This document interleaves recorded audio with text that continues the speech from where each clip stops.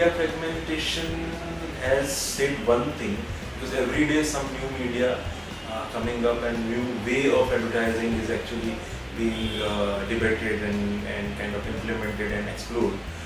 In that actually environment, I think one thing is very simple, which we kind of, when we started Scarecrow, we thought that that is important, which is idea is bigger than media.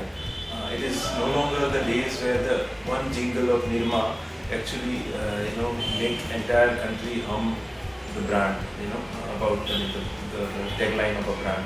It is not that kind of, like even when we were judging in Cannes last year, we saw the skew towards idea. So the importance of titanium or a direct line was much more than the other conventional category. So the world is moving towards the idea and the media.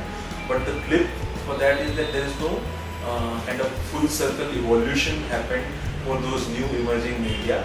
Hence, two things will be lacking currently. One is the proper equipment, talent pool, which like for example, media agency does some creative idea, but if they don't have a right talent to kind of attract to do those things, then there will be lack of craft and stuff to get those ideas done in the best way. Similarly, and a creative agency wants to do a great media innovation or something, then we don't have a media savvy people we can attract and make the same impact.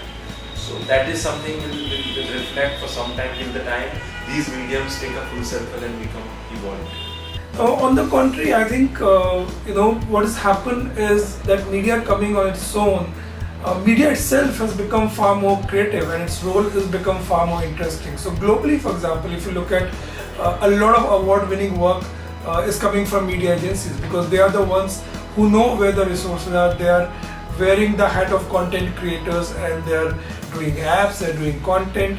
So huge amount of power in fact has shifted on the media side, and a lot of media brands have taken it in their stride. They've got creativity on board and are up for the opportunity. So I don't think that the power is shifted on the creative side.